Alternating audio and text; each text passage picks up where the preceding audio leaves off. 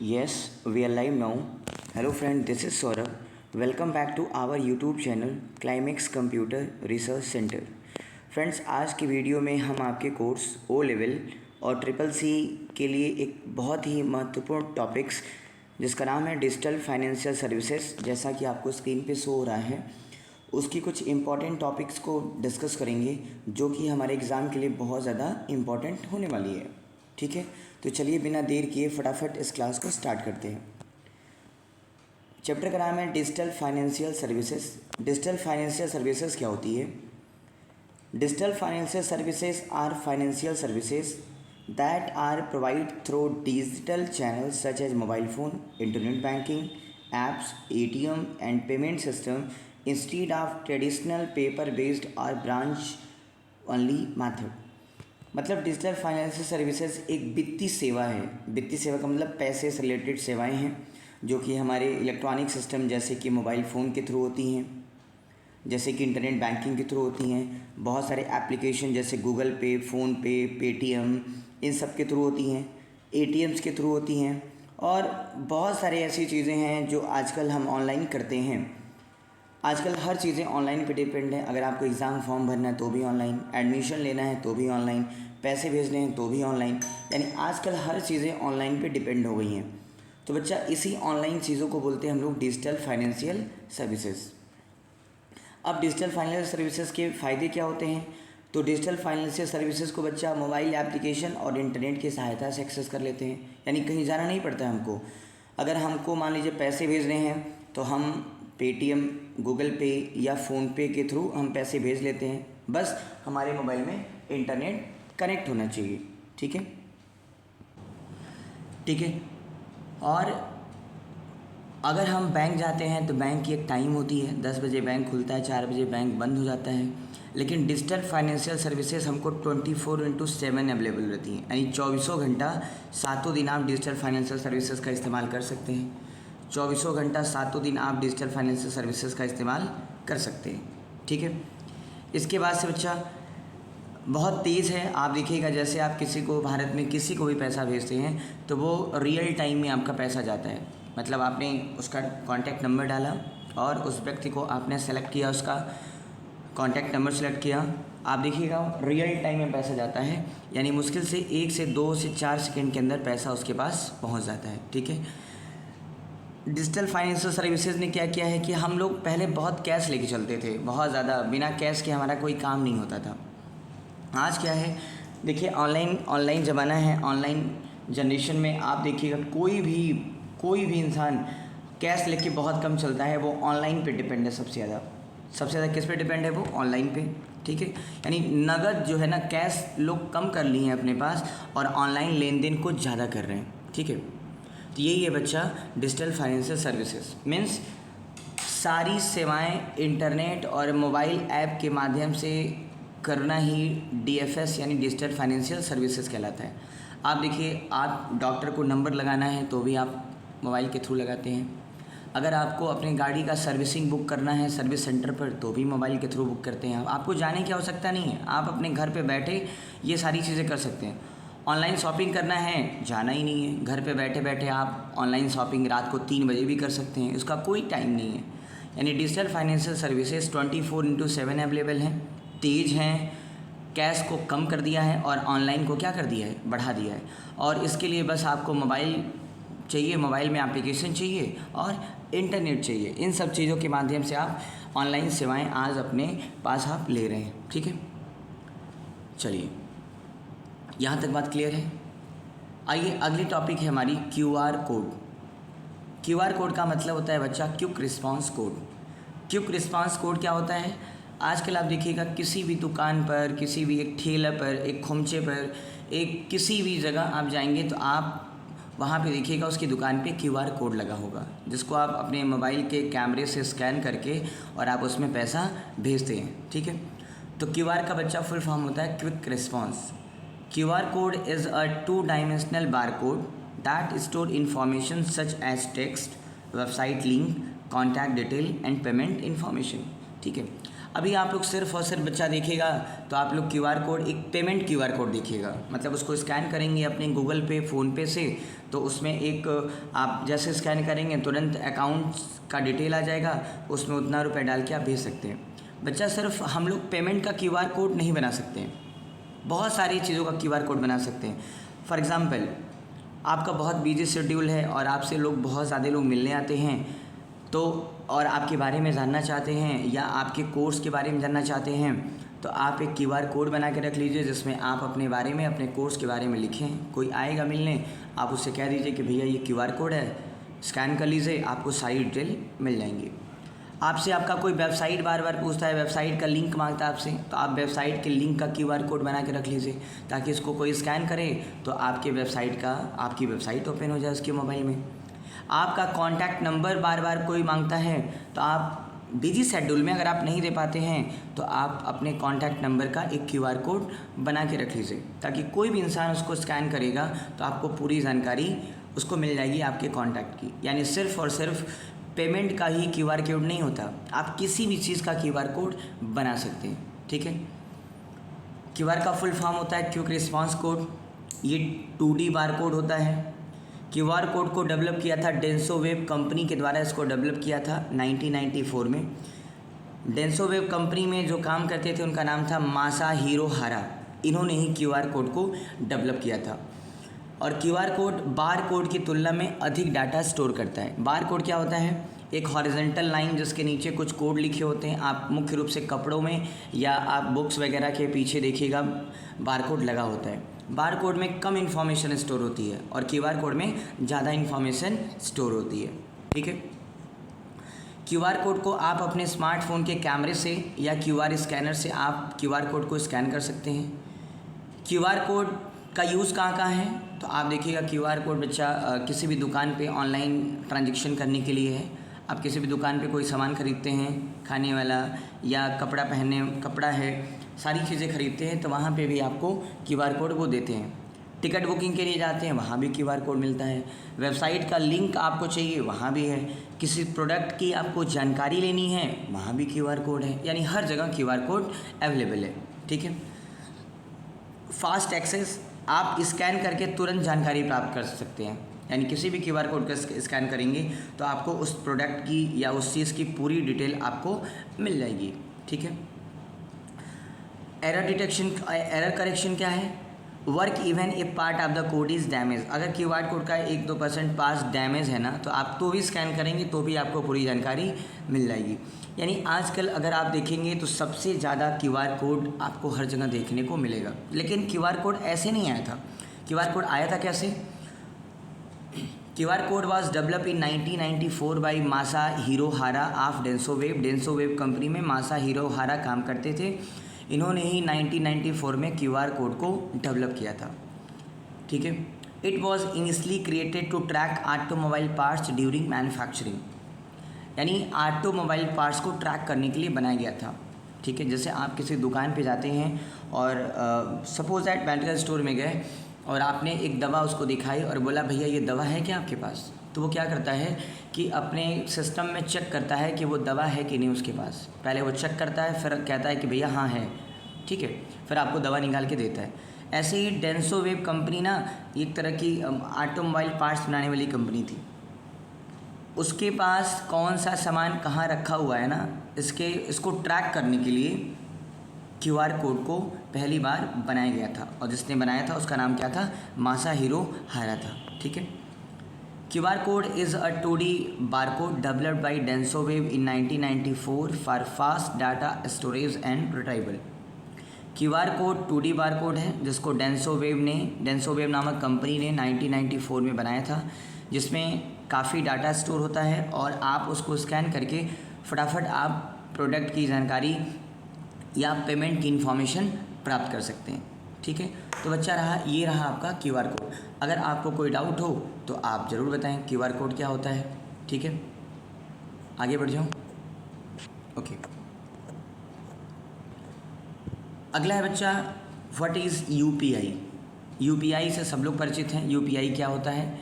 बहरहाल यूपीआई का full form होता है बच्चा यूनिफाइड पेमेंट इंटरफेस। यूपीआई एक रियल टाइम का डिजिटल पेमेंट सिस्टम है जो यूज़र को अलाउ करता है पैसा लेने से लिए और पैसा देने के लिए, जो कि आप अपने मोबाइल फ़ोन के माध्यम से आप अपने बैंक अकाउंट को लिंक कर लेते हैं, ठीक है, और आप उसके थ्रू रियल टाइम में पैसा देश के किसी भी कोने में आप भेज सकते हैं। तो यूपीआई लिखा हुआ है, UPI is a real time digital payment system. UPI एक real time digital payment system है that allow users to instantly send and receive money between bank account using a mobile phone. UPI एक real time digital भुगतान प्रणाली है जिसके माध्यम से mobile phone का उपयोग करके एक बैंक खाते से दूसरे बैंक खाते में पैसा तुरंत आप भेज सकते हैं, ठीक है। आज पहले बैंक की एक टाइमिंग, आज भी बैंक की एक टाइमिंग है, पहले भी बैंक की एक टाइमिंग होती है। बैंक 10 बजे खुलेगा, 4 बजे बंद हो जाएगा, इसी के बीच में आप पैसे का लेन देन कर सकते हैं। लेकिन यूपीआई के आने से काफ़ी फ्लैक्सिबल हो गया पेमेंट सिस्टम। रात को 2 बजे भी आपसे कोई कहेगा कि मुझे पैसे की नीड है तो आप फटाफट आप उसको यूपीआई कर देंगे, ठीक है। बैंक बंद होने के बाद भी कोई आपसे कहेगा कि भैया पैसे की नीड है, आप उसको पैसा भेज देंगे। जिस दिन बैंक का हॉलीडे होगा उस दिन तो बैंक तो खुलेगा नहीं, लेकिन फिर भी आप अपने यूपीआई के माध्यम से आप पैसे भेज सकते हैं। यूपीआई कभी नहीं मना करता है कि ना ना आज संडे है पैसा नहीं भेज सकते आप, बिल्कुल नहीं मना कर सकता है। आज ये फेस्टिवल है, इस दिन बैंक बंद रहेगा तो यूपीआई भी नहीं काम करेगी, ऐसा कुछ भी नहीं है।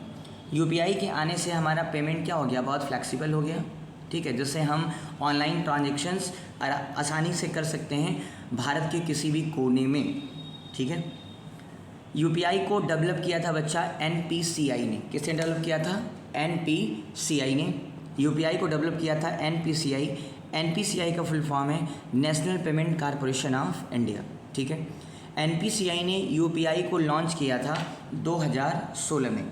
एनपीसीआई ने यूपीआई को लॉन्च किया था 2016 में, और 2016 में लॉन्च किया था, और ये यूपीआई आपका 24/7 काम करता है। ये यूपीआई आपका 24/7 यानी 24 घंटा 7 दिन काम करता है। ये नहीं कि संडे में यूपीआई काम नहीं करेगा, ठीक है। यहाँ पे बच्चा एक एग्जैक्ट डेट पूछ लेता है आपसे कि यूपीआई को वास्तव में किस डेट में बनाया गया था, ठीक है। तो यूपीआई को बच्चा 11 अप्रैल, याद रखिएगा 11 अप्रैल 11 अप्रैल 2026 को बनाया गया था। एग्जैक्ट डेट अगर आपसे पूछ लेगा यूपीआई कब लॉन्च हुआ था तो आप बताएंगे 11 अप्रैल 2016। The unified payment system was officially launch on 11 April 2016 by the reserve bank of India and the national Payment Corporation of India, ठीक है। एग्जैक्ट डेट पूछ लेगा तो आप ये डालेंगे, और अगर ईयर पूछ लेगा तो 2016। और किसके द्वारा बनाया गया था? तो एनपीसीआई के द्वारा। भारत में हर तरह के डिजिटल पेमेंट सिस्टम की देखभाल करने के लिए एनपीसीआई को बनाया गया है, ठीक है। यूपीआई के माध्यम से बच्चा आप इंस्टेंट मनी ट्रांसफ़र कर सकते हैं। इंस्टेंट का मतलब रियल टाइम में, जैसे मान लीजिए अभी हमने पैसा भेजा तो आपके खाते में वो रियल टाइम में पैसा जाएगा, अभी तुरंत जाएगा। ये नहीं कि अभी भेजा तो 10 मिनट बाद, 20 मिनट बाद, आधे घंटे बाद, 24 घंटे बाद जाएगा, ठीक है। यूपीआई से पैसा भेजने के लिए आपको सिंपली या तो मोबाइल नंबर की आवश्यकता होती है या यूपीआई आईडी की आवश्यकता होती है। यूपीआई आईडी डालेंगे तो भी आपके खाते में पैसा पहुंच जाएगा, और वह नंबर जो बैंक से आपका मोबाइल नंबर लिंक होगा वो नंबर भी डालेंगे तो आपकी डिटेल आ जाएगी, आप उस पर भी पैसा भेज सकते हैं। यानी यूपीआई के थ्रू पैसा भेजने के 2 मेथड हैं। एक आप मोबाइल नंबर के थ्रू भेज सकते हैं, एक आप मोबाइल नंबर का इस्तेमाल करके पैसा भेज सकते हैं, और एक आप यूपीआई आईडी का इस्तेमाल करके पैसा भेज सकते हैं। तो 2 तरीका है बच्चा पैसा भेजने का यूपीआई के थ्रू, मोबाइल नंबर के थ्रू और यूपीआई आईडी के थ्रू, ठीक है। यूपीआई आईडी बच्चा, यूपीआई क्या है? तो secure and cashless payment system, सुरक्षित और नगद रहित भुगतान प्रणाली है। यानी अगर आप यूपीआई के थ्रू किसी के मोबाइल नंबर पे पैसा भेज रहे हैं ना, अगर मोबाइल नंबर करेक्ट है ना तो उसी खाते में पैसा जाएगा और किसी खाते में पैसा नहीं जाएगा। और ऊपर से ये एंड टू एंड इनक्रिप्शन होता है, मतलब हमने भेजा आपको तो सीधे आपके खाते में जाएगा, बीच में कोई ऐसा नहीं है जो उस पेमेंट को कैच कर लेगा या उस पेमेंट को स्टोर कर लेगा। कैशलेस पेमेंट सिस्टम है, मतलब डिजिटल करेंसी के रूप में आप मेरे एक अकाउंट से दूसरे अकाउंट में पैसा जाता है। ऐसा नहीं कि कैश ऐसे लहराते हुए मार्केट में जाता है और आपके खाते में पहुंच जाता है, ऐसा नहीं है। ठीक है, क्लियर है। आइए history of UPI. UPI was develop by NPCI. UPI को एनपीसीआई ने डेवलप किया था। ठीक है, यूपीआई को एनपीसीआई ने डेवलप किया था। It was launch on 11 April 2016। UPI को 11 अप्रैल 2016 में लॉन्च किया गया था। ठीक है, UPI was created to simplify digital payment and make money transfer faster and easier. UPI को इसीलिए बनाया गया था ताकि डिजिटल पेमेंट बहुत आसानी से हो सके और थोड़ा तेज़ हो सके, और मतलब बहुत ही फ्लेक्सिबल पेमेंट सिस्टम को लाने के लिए यूपीआई को बनाया गया था। क्योंकि बच्चा एक बात कहते हैं कि पहले के लोग रात में चलते थे तो कहते थे हे भगवान आदमी मिल जाए जानवर ना मिले, लेकिन अब के लोग रात में चलते हैं तो कहते हैं हे भगवान जानवर मिल जाए आदमी ना मिले। क्योंकि आदमी को सबसे ज़्यादा खतरा किससे है? आदमी से। और ख़तरा किस बात के लिए? पैसे की वजह से। अगर आपके पास बहुत सारा कैश है और कोई जान गया कि आप बहुत सारा कैश लेके जा रहे हैं, तो हो सकता है कि वो बंदा आपके पीछे पड़ जाए और आपकी पूरी कहानी कर दे पैसे के लिए। ठीक है, इसीलिए यूपीआई को लाया गया ताकि आप डिजिटल पेमेंट सिस्टम का इस्तेमाल करें, कोई ये ना जान पाए कि आप किसको कितना पैसा ट्रांसफ़र कर रहे हैं, कब ट्रांसफ़र कर रहे हैं, क्यों ट्रांसफ़र कर रहे हैं। ठीक है, it is built on the IMPS infrastructure. ये IMPS इंफ्रास्ट्रक्चर पर बिल्ट है, इसी पे आधारित है। IMPS का full form immediate payment service, ये भी आप लोग जान लीजिएगा, बहुत इंपॉर्टेंट है। आगे चल के इसकी भी चर्चा होगी कि IMPS क्या है। ठीक है, after launch app such as PhonePe. UPI को आप फ़ोनपे के थ्रू आप पैसा भेज सकते हैं, गूगल पे के थ्रू पैसा भेज सकते हैं, पेटीएम के थ्रू आप पैसा भेज सकते हैं, वाइडली यूज्ड अक्रॉस इंडिया। ठीक है, मतलब आप फ़ोनपे के थ्रू, गूगल पे के थ्रू, पेटीएम के थ्रू जैसे ऐप्स के कारण आप पूरे भारत में पैसा भेज सकते हैं। यहाँ से बच्चा 2-3 बातें ज़रा समझ लीजिएगा। अगर फ़ोनपे आपकी यूपीआई आईडी है, फ़ोनपे अगर आपकी यूपीआई आईडी है फ़ोनपे पर, तो फ़ोनपे पर यूपीआई आईडी में बहुत सारी बच्चे थोड़ा सा कंफ्यूज रहते हैं कि ये यूपीआई आईडी किसका है, कैसे है। तो फ़ोनपे पे बच्चा यूपीआई आईडी में थोड़ा सा एक ट्रिक होता है। ट्रिक ये है कि अगर आपके @YBL लिखा हो, @YBL लिखा हो, तो आप समझ जाइएगा कि ये आईडी किसकी है? फ़ोनपे की है। यानी किसकी आईडी है, किसकी यूपीआई आईडी है? फ़ोनपे की है। अगर गूगल पे के थ्रू वो पैसा भेज रहा है तो या तो आपका OK SBI या OK ICICI ऐसे करके आएगा। अगर पेटीएम के थ्रू कोई पैसा भेज रहा है आपको तो @PAYTM लिख के आता है, @PAYTM। ठीक है, पेटीएम के थ्रू पैसा भेजता है तो उसकी यूपीआई आईडी @PAYTM होता है। ठीक है, यहाँ से एक क्वेश्चन भी आपसे पूछ लिया जाता है, बच्चा कि पेटीएम का फुल फॉर्म बताओ। पेटीएम का फुल फॉर्म बताओ, तो पेटीएम का फुल फॉर्म होता है पे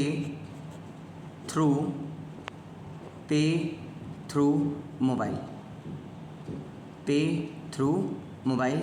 ये आपका पेटीएम का फुल फॉर्म होता है। ठीक है, तो यूपीआई आईडी बच्चा आप फ़ोनपे बना सकते हैं, गूगल पे भी बना सकते हैं और पेटीएम पे भी बना सकते हैं। और भी बहुत सारे एप्लीकेशंस हैं जिसमें आप यूपीआई आईडी अपना क्रिएट कर सकते हैं। ठीक है, रियल लाइफ में यूज़ कहाँ है यूपीआई का? तो आप देखिएगा दुकानों पर QR कोड के रूप में, QR कोड स्कैन करते ही आपके पेमेंट की पूरी डिटेल यानी यूपीआई आईडी शो होने लगती है। यूपीआई के थ्रू आप मोबाइल का रिचार्ज कर सकते हैं। ठीक है, करते भी हैं, अपना भी करते हैं और भी लोगों का करते हैं आप।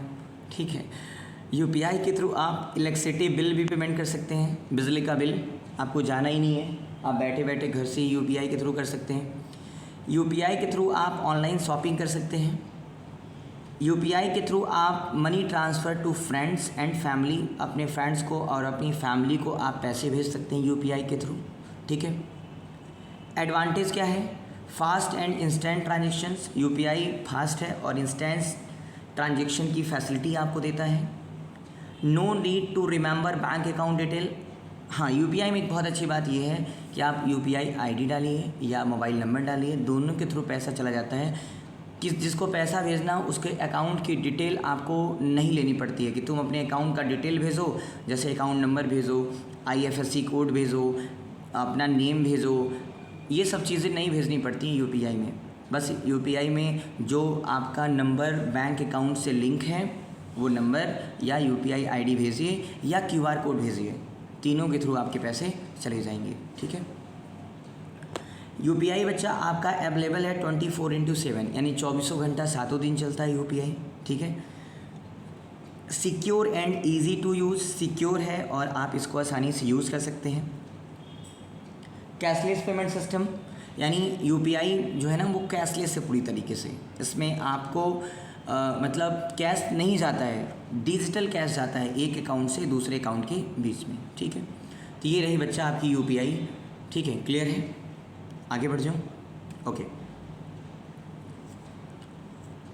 अगली टॉपिक है बच्चा AEPS। AEPS क्या है, ध्यान से समझिएगा।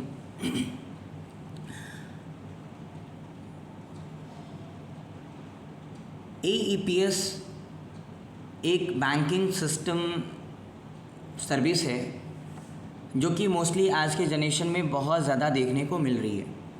AEPS का फुल फॉर्म होता है आधार इनेबल्ड पेमेंट सिस्टम। आधार इनेबल्ड पेमेंट सिस्टम यानी अगर आपके खाते में आधार कार्ड सीडिंग होगा, यानी आधार कार्ड अटैच और सीडिंग दोनों में अंतर होता है।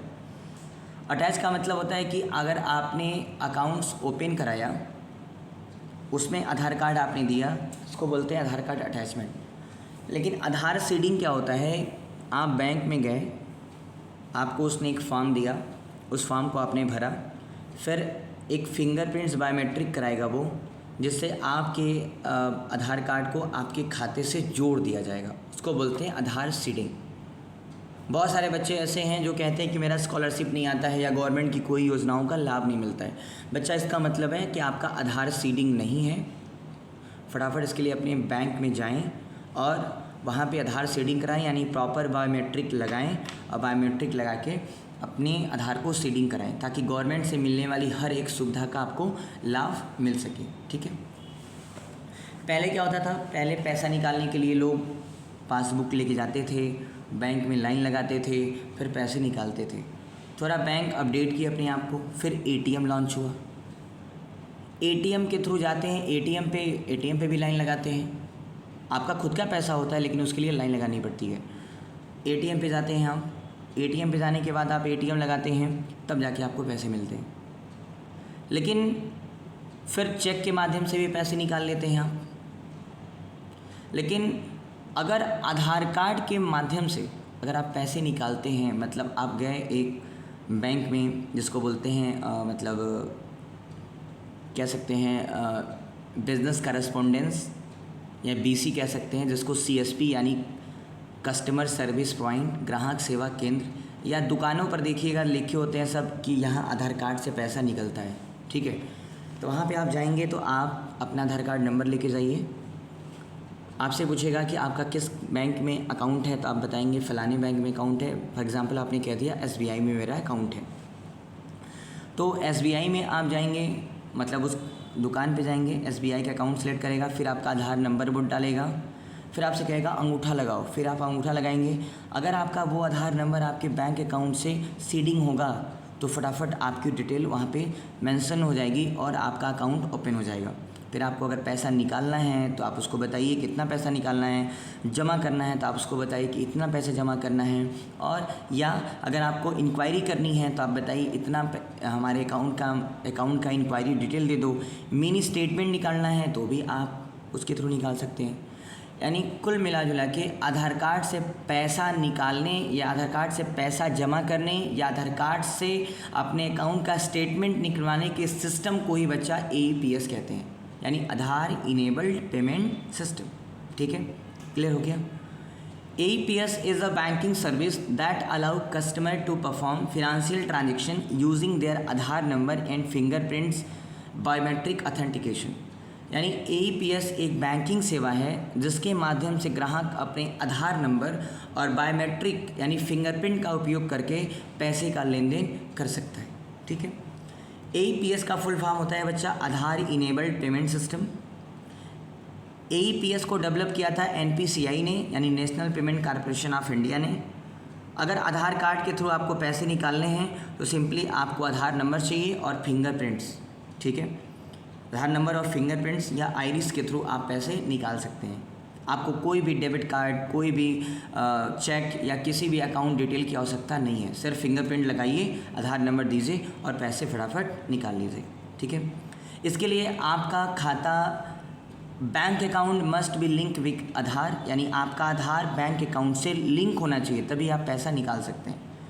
Work through micro ATM and banking correspondent, अभी मैंने बताया कि आप वर्क थ्रू माइक्रो ATM का मतलब आप देखिएगा बहुत सारी ऐसी दुकानें हैं जहां मोबाइल के थ्रू वो पैसे निकालते हैं, that is called micro ATM। Banking correspondent का मतलब आप देखिएगा हर एक चौराहे पर ग्राहक सेवा केंद्र है बैंकों का, अलग अलग बैंकों का है या नहीं भी है, तो यानी एक मिनी बैंक बोल सकते हैं उसको, जहाँ पे आप अपना बैंक ने बहुत ज़्यादा भीड़ को देखते हुए CSP जैसी सर्विस को इंट्रोड्यूस कर दिया मार्केट में। आज लोग बैंक पे कम, ग्राहक सेवा केंद्र पे ज़्यादा जाते हैं। उसको बोलते हैं बच्चा BC यानी बैंक मित्र उसको बोलते हैं, यानी बिजनेस करस्पोंडेंट बोलते हैं, जहाँ से आप अकाउंट खोल सकते हैं, पैसा जमा कर सकते हैं, पैसा भेज सकते हैं, बैलेंस की इंक्वायरी कर सकते हैं, बीमा करा सकते हैं, उनको बोलते हैं ग्राहक सेवा केंद्र। ठीक है, AEPS के थ्रू कौन कौन सी सर्विस ले सकते हैं आप, तो कैश विड्रॉ कर सकते हैं आप,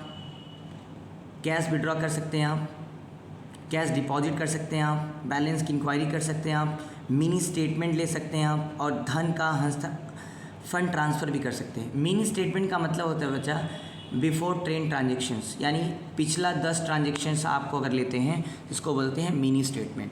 ठीक है, तो इतनी सारी चीज़ें आप किसके थ्रू कर सकते हैं, AEPS के थ्रू कर सकते हैं। कैश विड्रॉ कर सकते हैं, कैश डिपॉजिट कर सकते हैं, बैलेंस की इंक्वायरी कर सकते हैं, मिनी स्टेटमेंट आप देख सकते हैं और फंड ट्रांसफ़र कर सकते हैं। किसके थ्रू, AEPS के थ्रू।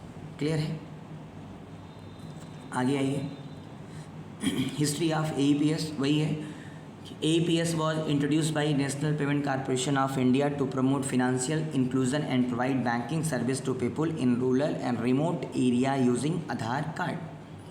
यानी AEPS को NPCI के द्वारा विकसित किया गया था, जो कि ग्रामीण क्षेत्रों में बैंकिंग सेवाएं उपलब्ध कराने के लिए इसको शुरू किया गया था, जहां लोग आधार के थ्रू अपने लेन देन को कर सकते हैं। क्योंकि बच्चा गांव में अभी भी उतने ज़्यादा लोग, उतने पढ़े लिखे लोग नहीं होते हैं, लेकिन सरकार ने कहा कि सब लोग अपना अकाउंट खुलवा लो, सब ने अकाउंट खुलवा लिया। अब सरकार ने AEPS ला दिया, कहा कि अगर तुम साइन नहीं कर पाते हो, अंगूठा नहीं लगा पाते हो, तो चलो आधार कार्ड के थ्रू तुम अंगूठा लगा के पैसा निकाल लो। ठीक है, या पैसा जमा कर लो। अब AEPS का क्या एडवांटेज है कि आपको कोई भी ATM नहीं चाहिए, इजी बैंकिंग, रूरल एरिया, ग्रामीण क्षेत्रों में आप आसानी से बैंकिंग सर्विस को आप ले सकते हैं। सिक्योर बायोमेट्रिक ऑथेंटिकेशंस, ऐसा नहीं है कि आपके खाते में कोई और बायोमेट्रिक, कोई और अपना फिंगरप्रिंट लगा के पैसा निकाल सकता है। अवेलेबल थ्रू बैंक मित्र पब्लिक माइक्रो ATM, यानी CSP पर और माइक्रो ATM पे ये सारी सुविधाएं उपलब्ध हैं। Convenient for government benefit transfer, और गवर्नमेंट जितनी भी सेवाओं का लाभ दे रही है बच्चा आजकल, जैसे स्कॉलरशिप हो गया, जैसे प्रधानमंत्री जन धन योजना के थ्रू पैसे हो गए, या आप कह लीजिए गैस की सब्सिडी हो गई, या आप कह लीजिए स्कॉलरशिप हो गया, ये सारी चीज़ें गवर्नमेंट बच्चा AEPS यानी आधार कार्ड के थ्रू ही दे रही है। ठीक है, तो ये सारी चीज़ें अगर आपके गवर्नमेंट की बहुत सारी सुविधाओं लेने से आप वंचित हैं तो फटाफट आज ही जाएं अपने बैंक में और अपने आधार कार्ड को सीडिंग कराएं, ताकि आप बैंक से या गवर्नमेंट से मिलने वाली सारी सुविधाओं का लाभ ले सकें। क्योंकि सरकार सारे पैसे, जितने भी इस तरह की सरकार चीज़ें कर रही है, वो सब आपके आधार कार्ड के थ्रू होता है। ठीक है, रियल लाइफ में कुछ एग्जांपल देख लीजिए। गांव में रहने वाला व्यक्ति बैंक मित्र के पास जाकर अपना आधार नंबर और फिंगरप्रिंट देकर बैंक खाते से पैसा निकालता है। ठीक है, जिसमें वो अंगूठा लगाता है और पैसा निकाल लेता है। ये रहा बच्चा आपका AEPS। क्लियर है? आगे बढ़ जाऊँ? ठीक है, आइए हम जो चलते हैं अगली टॉपिक जिसका नाम है OTP। OTP का मतलब one time password. OTP is the temporary password that is valid for only one login session on one transactions। देखिए बच्चा, आजकल हर चीज़ को ऑथेंटिकेट करने के लिए यानी सिक्योर ट्रांजेक्शन करने के लिए हर चीज़ में OTP आती है, जो कि OTP एक टेम्प्रेरी पासवर्ड है, कुछ समय के लिए होती है, फिर वो एक्सपायर हो जाती है। ऐसा नहीं है कि आज की OTP आप कर डालेंगे, कुछ समय के लिए होती है और वो एक्सपायर हो जाती है, जो ओनली वन लॉगिन सेशन के लिए होती है। वन लॉगिन सेशन का मतलब अगर आपने एक बार लॉगिन किया और OTP डाला, दूसरी बार आप लॉगिन करेंगे तो फिर अगर वही OTP डालेंगे तो वो नहीं लेगा, फिर से दूसरी OTP आपके पास जाएगी, वो OTP डालेंगे तब जाके वो लॉगिन होगा। फुल फॉर्म है इसका one time password. Full form क्या है इसका? One time password. Used for security end user authentication, सुरक्षा के लिए और यूज़र के वेरिफिकेशन के लिए OTP इस्तेमाल की जाती है। Valid for a limited time, OTP 30 second से लेकर 10 मिनट तक की होती है। Used in online banking, online banking भी करते हैं तो OTP इस्तेमाल होती है। UPI पेमेंट में भी OTP, ईमेल लॉगिन करते हैं तो भी OTP, और ऑनलाइन ट्रांजेक्शन करते हैं तो भी OTP। ठीक है, डिलीवरी मेथड क्या है? OTP आपके मोबाइल पर या तो SMS के थ्रू आती है, या तो ईमेल के थ्रू आती है, या जो कुछ एप्लीकेशंस के थ्रू आपको OTP देखने को मिलती है। ठीक है, यानी SMS के थ्रू, ईमेल के थ्रू और ऑथेंटिकेटर ऐप्स के थ्रू। OTP क्या करती है? तो अनऑथराइज्ड एक्सेस को रोकती है। मतलब ऐसा नहीं है कि हमारा ईमेल कोई लॉगिन कर लेगा, जैसे वो ईमेल लॉगिन करेगा मेरे पास एक OTP आएगी, जब तक हम वो OTP नहीं देंगे तब तक वो बंदा हमारा ईमेल लॉगिन नहीं कर सकता है। ठीक है, और ऐसा नहीं कि बच्चा हर बार OTP एक ही होती है। Every OTP is unique and can not be reused. OTP जो होती है ना वो यूनिक होती है, दोबारा उस OTP को आप इस्तेमाल नहीं कर सकते हैं। ठीक है, हिस्ट्री, OTP का हिस्ट्री देखते हैं। OTP technology was first describe by Leslie Lamport in 1981 as a method for secure authentication. OTP तकनीक का वर्णन पहली बार 1981 में लेस्ली लैम्पोर्ट द्वारा सुरक्षित प्रमाणीकरण के लिए किया गया था। When you transfer money through UPI, अगर आप UPI के थ्रू मनी ट्रांसफ़र करते हैं तो 6 डिजिट OTP में be sent your registered mobile number for verification. तो 6 डिजिट का आपको एक OTP आता है, उस OTP को अगर आप डालते हैं तब जाके आपका UPI एक्टिवेट होगा, तब जाके आप उसके थ्रू पैसा भेज सकते हैं। ठीक है, ये पूछ सकता है कि OTP को पहली बार डिस्क्राइब किसने किया था? तो OTP को पहली बार डिस्क्राइब लेस्ली लैम्पोर्ट ने 1981 में किया था। ठीक है, ओके। OTP बच्चा न्यूमेरिक भी हो सकती है और अल्फ़ा न्यूमेरिक भी हो सकती है। यानी अल्फ़ा न्यूमेरिक का मतलब यानी कुछ आपके टेक्स्ट भी हो सकते हैं और कुछ उसमें नंबर भी हो सकते हैं, और सिर्फ न्यूमेरिक भी हो सकती है, सिर्फ नंबर भी हो सकते हैं। ठीक है, ये रहा आपका OTP। क्लियर है? आगे बढ़ जाऊँ? ओके, अगली टॉपिक है बच्चा POS, point of sale. POS क्या होता है? POS is the place or system where a customer make a payment for goods or services। POS एक पेमेंट सिस्टम है जिसके थ्रू आप अपने पेमेंट्स को कर सकते हैं। POS का मतलब होता है पॉइंट ऑफ सेल। ग्राहक को भुगतान को संसाधित करने के लिए उपयोग किया जाता है। POS ऑफ सेल एक मशीन होती है जिसमें हम अपना कार्ड स्वाइप करते हैं, जैसे डेबिट कार्ड या क्रेडिट कार्ड स्वाइप करते हैं, या POS के थ्रू हमको QR कोड मिलता है जो अपने मोबाइल से स्कैन करके हम आपको भेजते हैं। मैं आपको दिखाता हूँ POS होता कैसा है। ये रहा बच्चा POS, थोड़ा मैं जूम कर दूँ। ये रहा बच्चा आपका POS। मोस्ट प्रॉब्ली आप जाएंगे जब किसी दुकान पर या आप कह सकते हैं पेट्रोल टंकी पर, तो आपको एक ऐसी मशीन दिखेगी जिसमें आप से पूछेगा कि भैया ऑनलाइन पेमेंट करना है कि कार्ड करना है कि कैश करना है। अगर आपने कह दिया कि मुझे कार्ड से पेमेंट करना है तो आपको ये मशीन आपके सामने देगा, जिसके यहाँ पे आप कार्ड्स अपना अंदर इंसर्ट करेंगे। सर्ट करते ही आपकी डिटेल यहाँ पे आ जाएगी।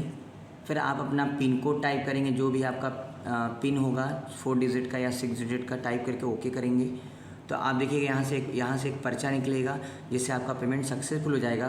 फिर ये कार्ड आपको एग्ज़िट करके आपको दे देगा। एक तरीका ये हो गया। एक तरीका होगा बच्चा कि वो आपको कहेगा कि आप कहेंगे UPI करना है, मुझे ऑनलाइन पेमेंट करना है, तो उतने रुपए पेमेंट का यहाँ पे QR कोड जनरेट कर देता है वो।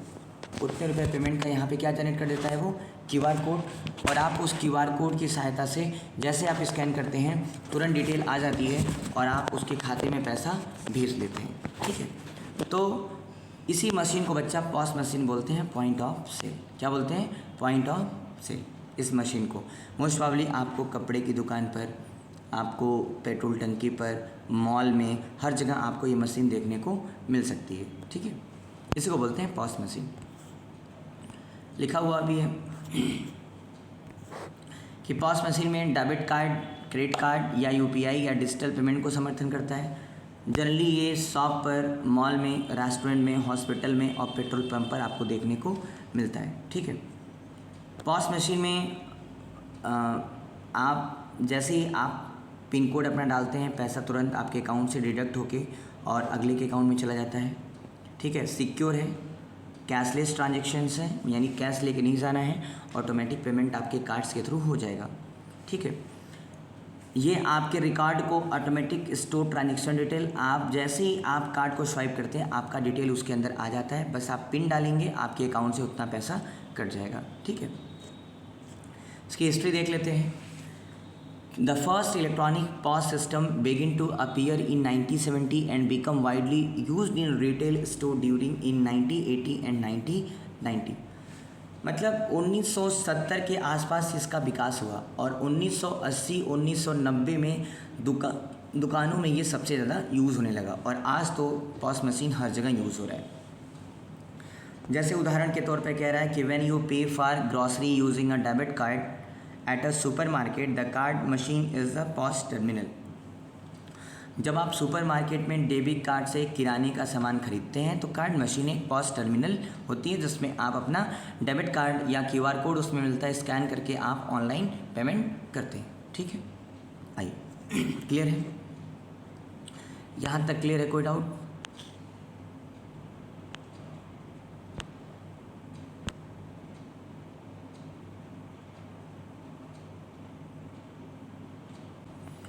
ओके बच्चों, अगली टॉपिक है हमारी ई-वॉलेट। ई-वॉलेट का मतलब इलेक्ट्रॉनिक वॉलेट। इलेक्ट्रॉनिक वॉलेट क्या होता है? तो इलेक्ट्रॉनिक वॉलेट बच्चा एक बटुआ होता है। जैसे पहले के ज़माने में लोग बटुआ अपने पास रखते थे जिसमें हम अपने पैसे, बैंक खाते, डेबिट कार्ड की जानकारी को सुरक्षित रूप से स्टोर करके मोबाइल या कंप्यूटर के माध्यम से ऑनलाइन पेमेंट करते हैं। अगर बहुत इजी लैंग्वेज में कहें तो जिस तरह आप अपने पर्स में नगद पैसे रखते हैं उसी तरह ई वॉलेट आपके मोबाइल में मौजूद एक डिजिटल पर्स होता है जिससे आप बिना नगद के भुगतान कर सकते हैं। जैसे ऐसे समझिए कि मान लीजिए आपके पास 500 रुपया नगद है, तो पहले आप दुकान पे जाते हैं, जेब से पैसे निकाल कर पेमेंट करते हैं। लेकिन मान लीजिए अगर आपके पास ई वॉलेट है यानी इलेक्ट्रॉनिक वॉलेट है तो आप सिंपली अपना मोबाइल खोलिए, ई वॉलेट ऐप खोलिए, QR कोड को स्कैन करिए और 500 रुपये भेज दीजिए। कुछ ही सेकेंड में भुगतान पूरा हो जाता है। जैसे फ़ोनपे, पेटीएम, अमेज़ॉन पे, मोबीक्विक। ठीक है, ई वॉलेट काम कैसे करता है? मोबाइल में ई वॉलेट ऐप इंस्टॉल करिए, पहले अपने मोबाइल नंबर से रजिस्ट्रेशन करिए। ई वॉलेट में मतलब उस एप्लीकेशन में अपना बैंक अकाउंट ऐड करिए और फिर ई वॉलेट में पैसा ऐड करिए। फिर जहां आपको पेमेंट करना है उसका QR कोड स्कैन करिए या मोबाइल नंबर सेलेक्ट करिए, चूज़ करिए कितना पैसा आपको भेजना है, UPI पिन या पासवर्ड डालिए, फिर आप देखिए कि आपका पेमेंट सक्सेस हो जाता है। ठीक है, तो an e wallet is a digital application that allow users to store money electronically and make online or offline payment। यानी ई वॉलेट एक डिजिटल एप्लीकेशन है जिसमें उपयोगकर्ता इलेक्ट्रॉनिक रूप से पैसे रख सकते हैं और ऑनलाइन या ऑफलाइन भुगतान कर सकते हैं।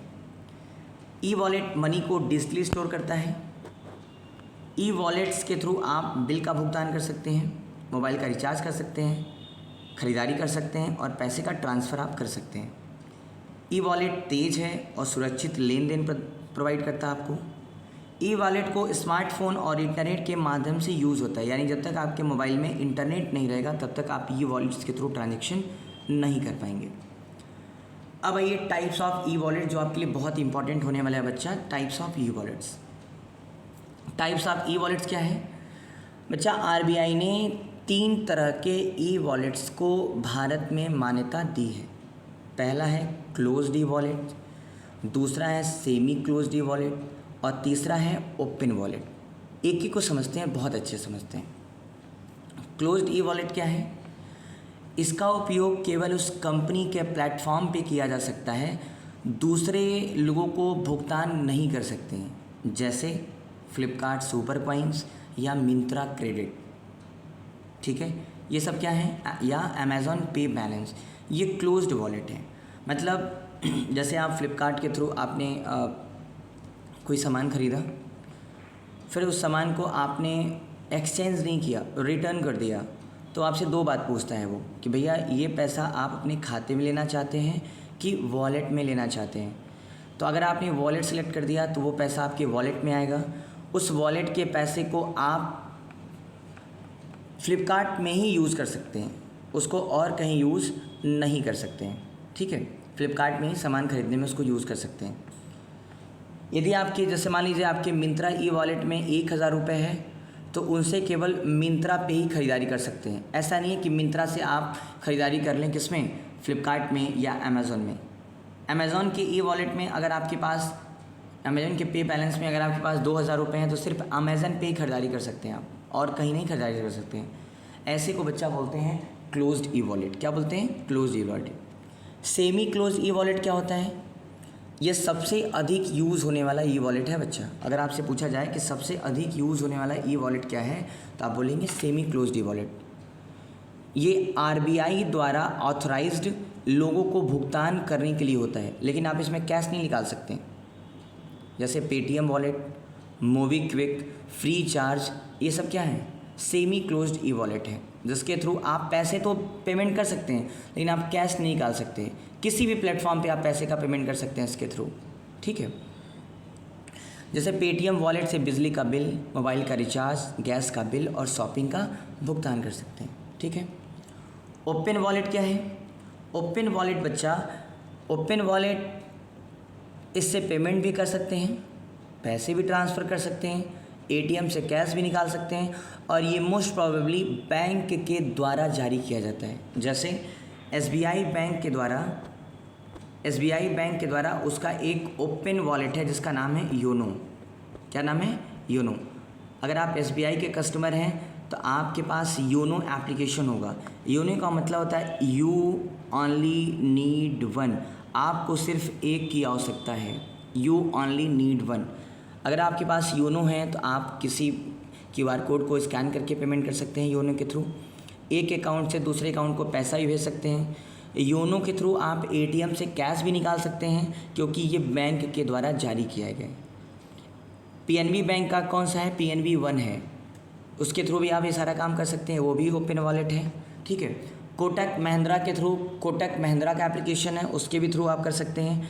यानी ओपन वॉलेट जो होता है वो बैंकों के द्वारा जारी किया जाता है अपने कस्टमर के लिए, ताकि वो पेमेंट भी कर लें, पैसे भी ट्रांसफ़र कर लें, एटीएम से कैश भी निकाल लें और अपना सारा काम वो कर सकें। ठीक है, समझ में आ गया तीनों वॉलेट? आइए, history of e wallet. E wallet started gaining popularity in India during in the early 2010, यानी ई वॉलेट्स 2010 के आसपास धीरे धीरे पॉपुलर हुआ। Their uses increased rapidly after the 2016 demonetization। जब आपके पास डीमोनेटाइजेशन हुआ, डीमोनेटाइजेशन जब हुआ तो डीमोनेटाइजेशंस में सबसे ज़्यादा ई वॉलेट्स का इस्तेमाल देखने को मिला। ठीक है, अब डीमोनेटाइजेशंस क्या होता है? जिसमें आपने देखा कि हम लोग ने देखा कि नोटबंदी हुआ। नोटबंदी में क्या हुआ कि हमारे जो पुराने नोट थे उनको बंद कर दिया गया और आरबीआई ने नए नए नोट लॉन्च किए थे। ठीक है, नोटबंदी कब हुआ?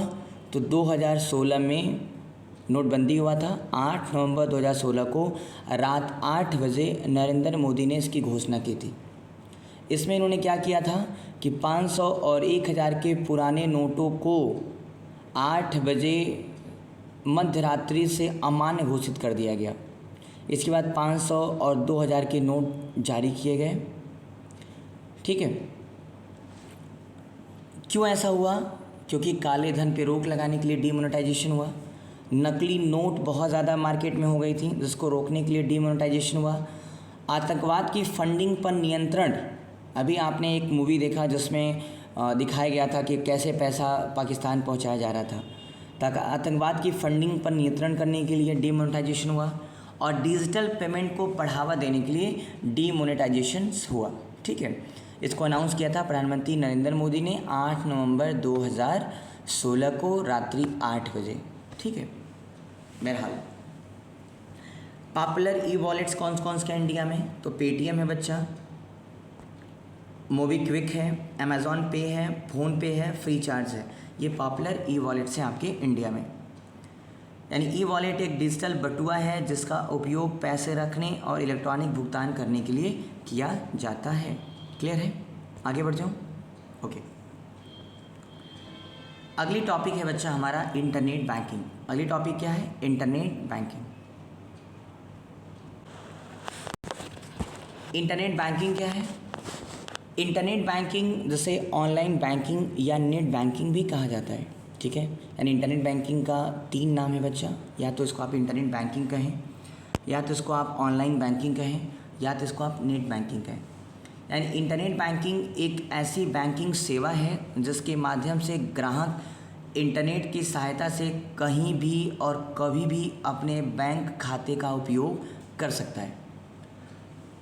इंटरनेट बैंकिंग का मतलब बैंक जाए बिना इंटरनेट के माध्यम से मोबाइल या कंप्यूटर से बैंक के सभी ज़रूरी काम करना।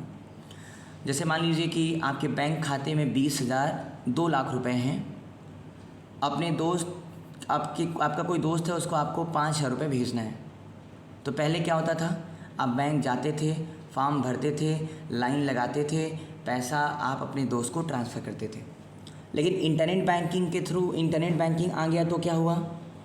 आप बैंक की वेबसाइट पे जाते हैं, बैंक आपको यूज़र आईडी और पासवर्ड देता है। बच्चा यहाँ से क्वेश्चन है कि इंटरनेट बैंकिंग को किसके थ्रू एक्सेस किया जाता है? तो इंटरनेट बैंकिंग को बच्चा यूज़र आईडी और पासवर्ड के थ्रू, यूज़र आईडी और पासवर्ड के थ्रू। अगर आप एसबीआई के कस्टमर हैं तो आप एसबीआई बैंक में जाइए और बोलिए कि मुझे इंटरनेट बैंकिंग की सर्विस चाहिए, तो वो आपको एक यूज़र आईडी और पासवर्ड देंगे, और यूज़र आईडी पासवर्ड देंगे। फिर आप एसबीआई बैंक की वेबसाइट पे जाइए, वहाँ पे पर्सनल लॉगिन का ऑप्शन होगा, उस पर क्लिक करिए, यूज़र आईडी और पासवर्ड डालिए, फिर आपके मोबाइल नंबर पे ओटीपी आएगा, ओटीपी डालिए, आपका पूरा बैंक अकाउंट का डिटेल खुल जाएगा। फिर आप जो चाहें वो काम कर सकते हैं। क्या क्या कर सकते हैं अभी मैं आगे डिस्कस करूँगा। ठीक है, तो आप बैंक की वेबसाइट पे जाइए, नेट बैंकिंग पोर्टल ओपन करिए, यूज़र आईडी पासवर्ड से लॉगिन करिए, आपके मोबाइल पे ओटीपी आएगा, ओटीपी डालिए, फिर आप एक ऑप्शन आएगा फ़ंड ट्रांसफ़र पे क्लिक करिए। जिसको पैसा भेजना है उसका अकाउंट नंबर और आईएफएससी कोड डालिए, कितना पैसा भेजना उतना पैसा डालिए। जैसे आप उतना पैसा डाल के ओके करेंगे, आपके मोबाइल पर एक ओटीपी आएगा, आप उस ओटीपी को डालिए, फटाफट कुछ ही सेकंड में आपका पैसा ट्रांसफ़र हो जाएगा। ठीक है, यानी बिना बैंक गए आप अपने घर से बैठे बैठे, समझिए एक आप मिनी बैंक आप खुद चला रहे हैं अपने मोबाइल में या अपने लैपटॉप में या अपने कंप्यूटर में या अपने टैबलेट में। ठीक है, इंटरनेट बैंकिंग के थ्रू आप क्या क्या कर सकते हैं? तो इंटरनेट बैंकिंग के थ्रू आप अकाउंट का बैलेंस चेक कर सकते हैं, मिनी स्टेटमेंट और अकाउंट का स्टेटमेंट डाउनलोड कर सकते हैं, नेफ्ट, आरटीजीएस और आईएमपीएस से पैसे भेज सकते हैं, बिजली का बिल, पानी का बिल, गैस का बिल, मोबाइल का बिल आप इंटरनेट बैंकिंग के थ्रू कर सकते हैं, मोबाइल का रिचार्ज, डीटीएच का रिचार्ज, जो आपके घर में टीवी लगी है उसका भी आप सारा काम आप अपने इंटरनेट बैंकिंग के थ्रू कर सकते हैं। एफडी यानी फिक्स्ड डिपॉजिट भी आप कर सकते हैं, आरडी यानी रिकरिंग डिपॉजिट भी आप कर सकते हैं, अगर आपके पास चेकबुक नहीं है तो चेकबुक के लिए आप आवेदन भी कर सकते हैं। बैंक जाने की आवश्यकता ही नहीं है, सारा काम यहीं से बैठे बैठे। अगर मान लीजिए आपका डेबिट कार्ड ब्लॉक हो गया है तो उसको अनब्लॉक भी कर सकते हैं। बैंक जाने की कोई आवश्यकता नहीं है, आप बैठे बैठे सारा काम कर सकते हैं। अगर आपका डेबिट कार्ड खो गया है तो आप उसको ब्लॉक भी करवा सकते हैं। आपका डेबिट कार्ड ब्लॉक हो गया है तो उसको अनब्लॉक भी करा सकते हैं। अगर आप टैक्स पेयर हैं तो टैक्स का पेमेंट भी कर सकते हैं। अगर आपके ऊपर कोई लोन है तो लोन का ईएमआई भी आप इंटरनेट बैंकिंग के थ्रू कर सकते हैं। यानी इंटरनेट बैंकिंग बच्चा ऐसा नहीं है कि आप बैंक जाना, बिना बैंक गए आप सारा का सारा काम कर सकते हैं। ठीक है, क्लियर है। इंटरनेट बैंकिंग के फीचर्स क्या क्या हैं तो आप देखिए, इंटरनेट बैंकिंग 24/7 अवेलेबल होता है। यानी आप 3 बजे रात को भी इंटरनेट बैंकिंग का इस्तेमाल कर सकते हैं। वो ये नहीं कहेगी हाँ बैंक का टाइम नहीं है आप नहीं कर सकते, ऐसा बिल्कुल कर सकते हैं। ठीक है, ये सारी चीज़ें हमने आपको बता दी। Bank check balance, download statement, view transactions, बिना बैंक गए यूज़र आईडी और पासवर्ड आपको बैंक देगी। आपके पास ओटीपी आएगा, ओटीपी डालिए। अगर ओटीपी गलत हो गया तो फिर वो लॉगिन नहीं होगा। ठीक है, बहुत ही सिक्योर ट्रांजेक्शन होता है और आज के ज़माने में बहुत ज़्यादा लोग इंटरनेट बैंकिंग का इस्तेमाल कर सकते हैं, कर रहे हैं और लोगों को प्रोत्साहन भी कर रहे हैं कि आप इंटरनेट बैंकिंग का इस्तेमाल करिए। बच्चा आप सोचिए ना, बैंक जाते हैं, लाइन लगाते हैं, बैंक वालों की 1-2 फटकार सुनते हैं, आपका खुद का पैसा होता है फिर भी आपको लाइन लगा के सारा काम करना पड़ता है। कोई नहीं चाहता है कि अपने खुद के पैसे के लिए इतना ज़्यादा काम करना। ठीक है, लेकिन फिर भी इफ़ यू वांट तो आप इंटरनेट बैंकिंग की सेवा लीजिए। किसी भी बैंक में आप जहां आपका खाता है, आप इंटरनेट बैंकिंग की सर्विस वो आपको प्रोवाइड करेगा। आपको सिंपली आपको यूज़र आईडी पासवर्ड देगा, जिससे आप उसके मतलब बैंक के उस पैनल पे जाके लॉगिन करके आप सारी चीज़ें कर सकते हैं जो हमने पीछे आपको बता दी। ठीक है, एडवांटेज क्या है इसका तो बच्चा, सेव टाइम एंड एफर्ट, आपके समय और मेहनत को बचाती है। No need to visit the bank for routine transaction, समान लेन देन के लिए बैंक जाने की कोई आवश्यकता नहीं है। फास्ट एंड कन्वीनियंट, तेज और सुविधाजनक है। ठीक है, आइए इसकी हिस्ट्री की बात करें। हिस्ट्री की बात करें तो हिस्ट्री में बच्चा, internet banking started in 1990। Internet banking को 1990 में स्टार्ट किया गया था। In India, bank began to offering internet banking service in the late 1990 and early 2000.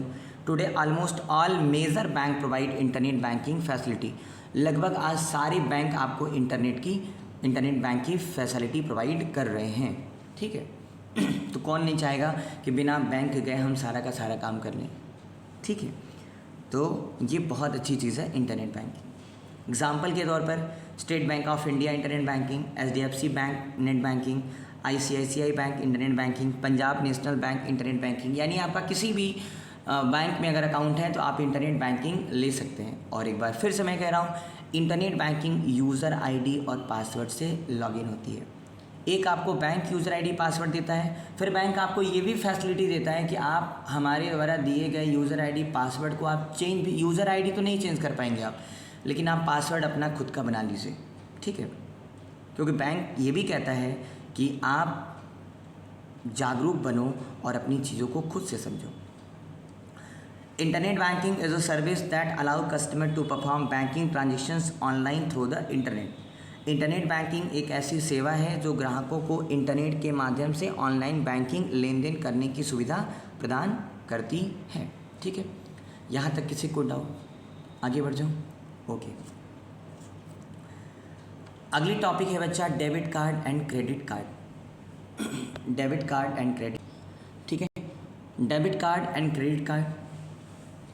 Debit card पहले हम समझते हैं बच्चा, डेबिट कार्ड क्या होता है। देखिए, डेबिट कार्ड और क्रेडिट कार्ड दोनों को आप अगर सामने रख दिया जाए तो आप देखेंगे दोनों का लुक जो होता है ना वो सेम होता है। ठीक है, तो सबसे पहले हम समझते हैं डेबिट कार्ड। डेबिट कार्ड एक ऐसा कार्ड होता है जिससे पैसा सीधे आपके बैंक अकाउंट से कटता है। यानी अगर आपने बैंक में अपना खाता खुलवा रखा है तो बैंक आपको डेबिट कार्ड देती है और उस डेबिट कार्ड से आप जब कहीं पेमेंट करते हैं तो वो पैसा सीधे आपके खाते से कट जाता है। जैसे मान लीजिए आपके बैंक अकाउंट में 500 रुपये है और मम्मी ने आपको डेबिट कार्ड दिया और कहा जाओ दुकान पर से 200 रुपये का खिलौना खरीद के लाओ। आप जब दुकान पे जाते हैं 200 रुपये का खिलौना खरीद के लाते हैं तो जब आप अपने डेबिट कार्ड्स को स्वाइप करते हैं, पेमेंट करते हैं, तो 200 रुपये सीधे आपके खाते से कट जाता है और आपके खाते में कितना बचता है? 300 रुपये। यानी डेबिट कार्ड का मतलब अपना पैसा खर्च करना। डेबिट कार्ड का मतलब अपना पैसा खर्च करना, ठीक है। लेकिन क्रेडिट कार्ड का मतलब क्या होता है? क्रेडिट कार्ड समझिएगा, बहुत ध्यान समझिएगा। क्रेडिट कार्ड एक ऐसा कार्ड होता है जिससे बैंक आपको उधार पर पैसे खर्च करने देता है, यानी एक तरह के लोन के रूप में आपको क्रेडिट कार्ड मिलता है। मान लीजिए आपके पास एक भी रुपया नहीं है और बैंक आपको एक क्रेडिट कार्ड दे रहा है जिसमें 50,000 रुपये की लिमिट है, ठीक है। मतलब उस कार्ड में 50,000 रुपये की लिमिट है। आप अगर 10,000 रुपये का मोबाइल ख़रीद लेते हैं तो उस समय पैसा आपके बैंक खाते से नहीं कटता, क्योंकि डेबिट कार्ड बैंक के अकाउंट से डायरेक्ट लिंक होता है और क्रेडिट कार्ड अकाउंट से लिंक नहीं होता है, ठीक है। क्रेडिट कार्ड में मान लीजिए आपको बैंक ने 50,000 रुपये दिया और 50,000 रुपये में आपने 10,000 रुपये का मोबाइल ख़रीद लिया, तो 10,000 रुपये तुरंत आपको नहीं, आप दुकानदार को तुरंत 10,000 रुपये देते हैं, लेकिन क्रेडिट कार्ड से आपका 10,000 रुपये कट जाता है और क्रेडिट कार्ड का जो बैंक है वो आपसे कहती है कि इस 10,000 रुपये को अगले महीने की इस तारीख तक तुम जमा कर देना, ठीक है। ये तुमको 10,000 रुपये का एक लोन है समझो। और जब आप अगले महीने उस तारीख को जमा कर देते हैं तो फिर आपके ऊपर कोई चार्ज नहीं होता है, ठीक है। यानी डेबिट कार्ड का मतलब अपना पैसा खर्च करना और क्रेडिट कार्ड का मतलब बैंक का उधार पैसा खर्च करना। डेबिट कार्ड पैसा तुरंत खाते से कटता है और क्रेडिट कार्ड में बाद में बिल आता है, बिल में आपको उतना पैसा भरना पड़ता है। क्रेडिट कार्ड के लिए बैंक में बैलेंस का होना ज़रूरी है और क्रेडिट कार्ड में पैसा होना ज़रूरी है। डेबिट कार्ड से पैसे निकालते हैं तो आपको ब्याज नहीं लगता है, ठीक है। लेकिन क्रेडिट कार्ड से अगर आप बिल समय पर नहीं भर पाते हैं तो आपको ब्याज लगता है, ठीक है। क्लियर है? भारत में इंटरनेशनल डेबिट कार्ड सबसे पहले, ध्यान सुनिएगा, भारत में इंटरनेशनल डेबिट कार्ड,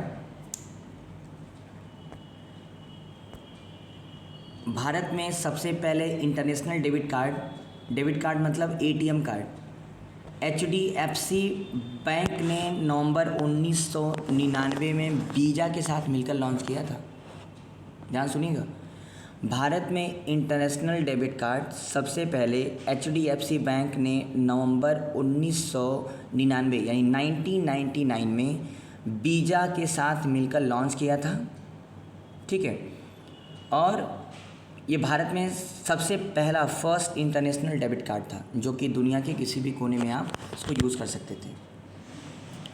लेकिन दुनिया का पहला क्रेडिट कार्ड 1950 में लॉन्च हुआ था, 1950 में लॉन्च हुआ था, जिसको डिनर क्लब कार्ड का नाम दिया गया था। डिनर क्लब कार्ड, डिनर करने जाइए आप, स्वाइप करिए, खाइए और उतना पैसा बाद में दे दिए, जिसके संस्थापक फ्रैंक MC नमारा और उनके सहयोगी ने ये चालू किया था, ठीक है।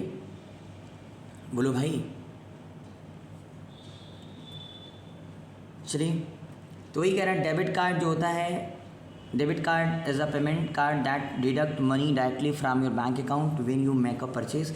जब आप कोई परचेज़ करते हैं तो डेबिट कार्ड आपके अकाउंट से अटैच होता है और फटाफट आपके अकाउंट से उतने पैसे कट जाते हैं, ठीक है। The first debit card was introduce by bank in 1960। ये डोमेस्टिक था, इंटरनेशनल नहीं था। Debit card become popular world wide web during the 1980 and 1990। In India debit card become after the expansion of ATM and banking service. Debit card जो होता है वो ATM में ही लगता है और जिसके थ्रू आप बैंक की सर्विस को एक्सेस करते हैं। क्रेडिट कार्ड क्या है? Credit card allow users to borrow money from a bank और financial institution to make purchase and repay later. यानी क्रेडिट कार्ड के थ्रू आप पैसा निकालिए और पैसा आप एक उधार के रूप में निकालिए, फिर आपको बिल आएगा, उस बिल पर आपको उतने समय में पैसा आपको देना होगा। ये कुछ डिफरेंस है यहाँ पे जो कि मैंने आपको बता दिया कि डेबिट कार्ड्स के आपके खाते से डायरेक्ट पैसा कटता है और क्रेडिट कार्ड में आपको उधार के रूप में पैसा मिलता है, जो आप एक डेट मिलती है उस डेट में आप जमा कर देंगे। डेबिट कार्ड का तब यूज़ करेंगे जब आपके खाते में पैसा होगा, और क्रेडिट कार्ड का यूज़ आप कभी भी कर सकते हैं, बस क्रेडिट कार्ड में पैसा होना चाहिए। डेबिट कार्ड के थ्रू आप पैसे का ट्रांजैक्शन करते हैं तो आपको कोई ब्याज नहीं लगता है, और क्रेडिट कार्ड के थ्रू अगर ट्रांजैक्शन करते हैं और उस जिस डेट में आपको पैसे जमा करना है उस डेट में अगर आप पैसा नहीं जमा कर पाए तो आपके ऊपर ब्याज लगने लगता है। डेबिट कार्ड में जोखिम कम होता है, यानी रिस्क कम होता है। क्रेडिट कार्ड में बच्चा रिस्क बहुत ज़्यादा होता है, और क्रेडिट कार्ड सबको मिलता भी नहीं है, ठीक है। जिसका सिविल स्कोर या क्रेडिट स्कोर बहुत अच्छा होता है उसी को मिलता है। डेबिट कार्ड आपके खाते से डायरेक्ट लिंक होता है और क्रेडिट कार्ड खाते से लिंक नहीं होता है। क्लियर है? एग्जाम्पल के लिए यहाँ पे दिया हुआ है कि paying 500 for shopping directly from your bank account. Debit card में दिया हुआ है खरीदारी के लिए 500 सीधे बैंक से भुगतान करना, और क्रेडिट बैंक कार्ड में क्या है कि 500 अभी खर्च करिए और उसको बाद में जमा करिए। डेबिट कार्ड का उपयोग तभी करेंगे जब आपके खाते में पैसा होगा। खाते में पैसा नहीं रहेगा तो आप डेबिट कार्ड का यूज़ नहीं कर पाएंगे, लेकिन क्रेडिट कार्ड का यूज़ आप कर सकते हैं, भले से आपके खाते में पैसा ना हो, बस उस क्रेडिट कार्ड में पैसा होना चाहिए। जाइए खरीदिए, एक डेट में आपको बिल आएगा, उस बिल पे आप उस पैसे को पेमेंट करिए, ठीक है। क्लियर हो गया डेबिट कार्ड और क्रेडिट कार्ड क्या होता है? आगे बढ़ जाऊँ? ओके।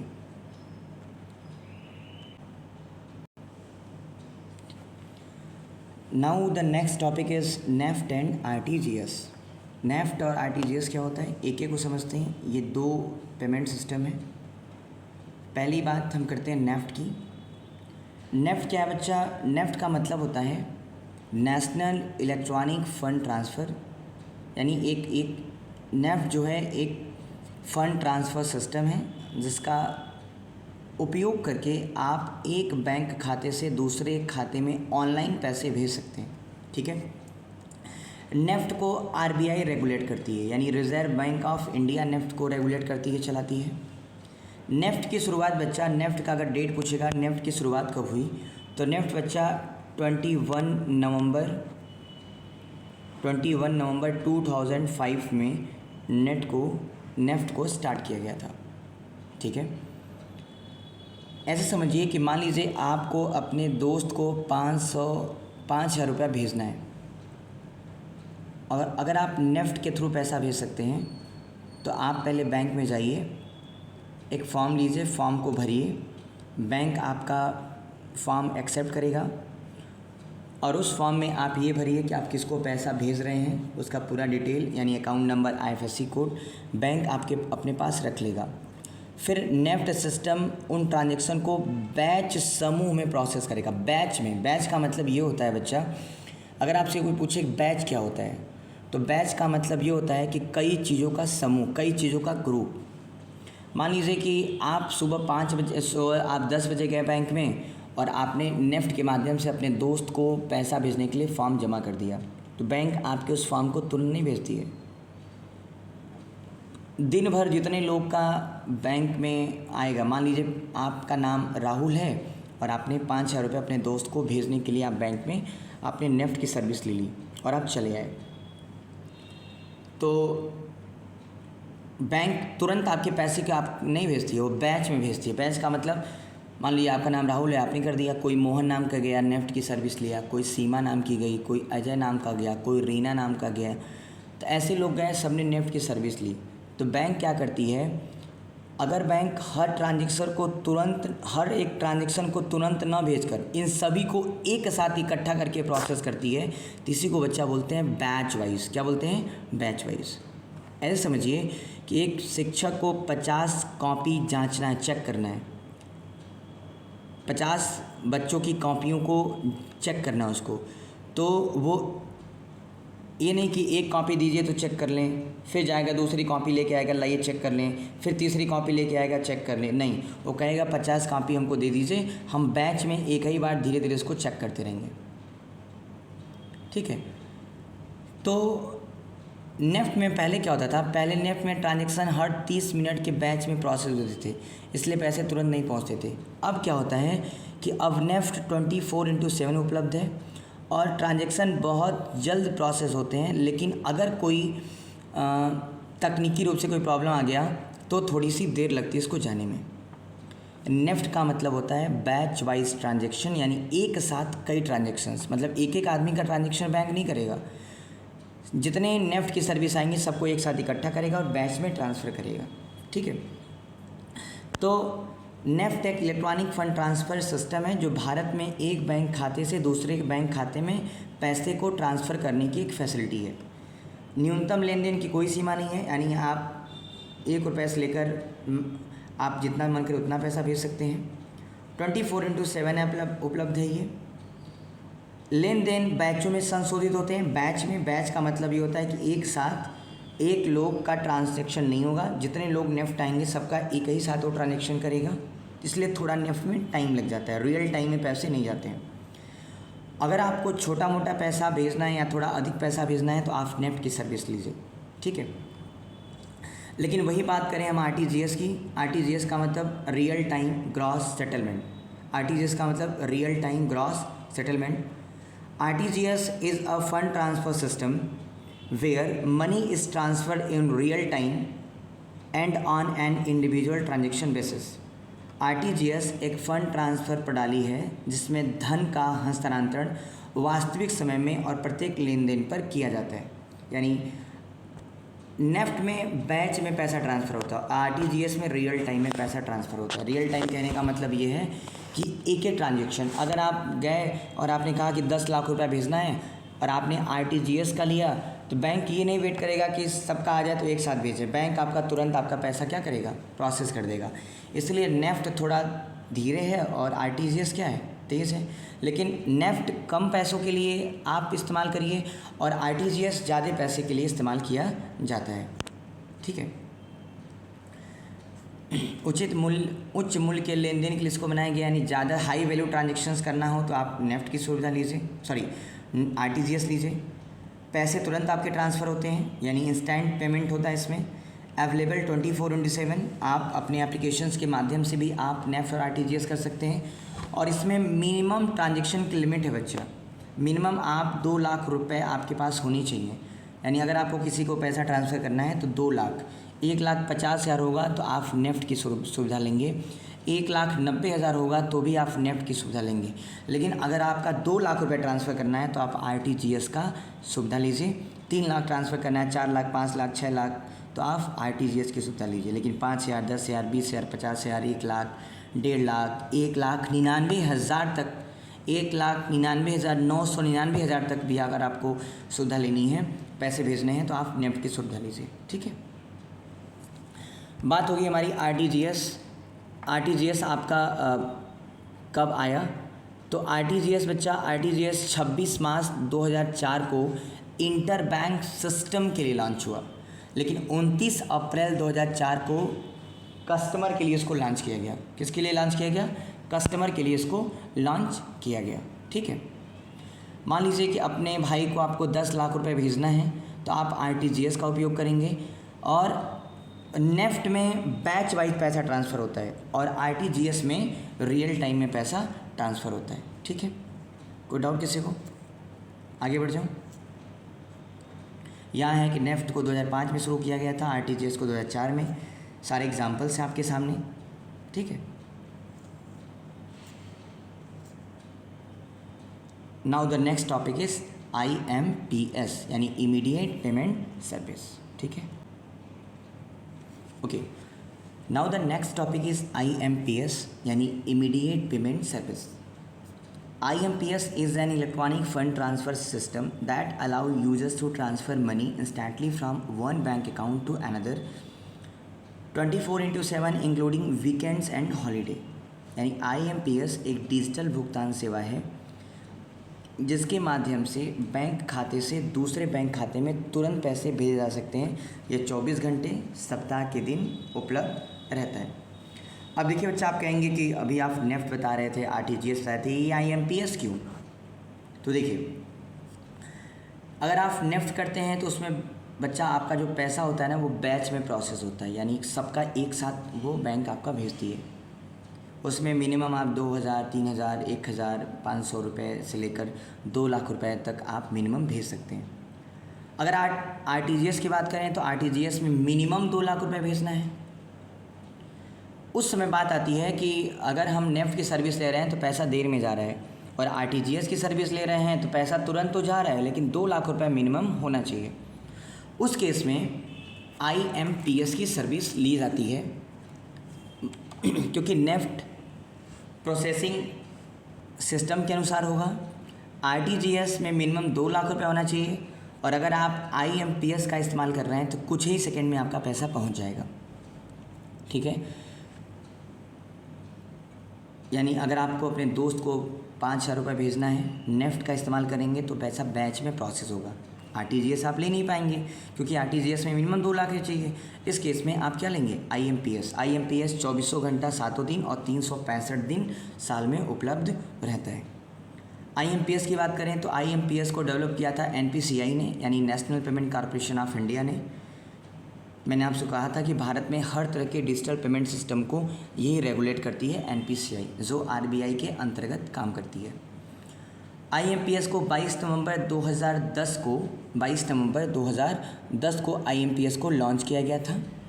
यह एक इमीडिएट पेमेंट सर्विस है, इंस्टेंट पेमेंट है, कोई चार्ज नहीं करता है और 24/7 उपलब्ध है, और कोई भी मिनिमम अमाउंट की लिमिट नहीं है इसमें।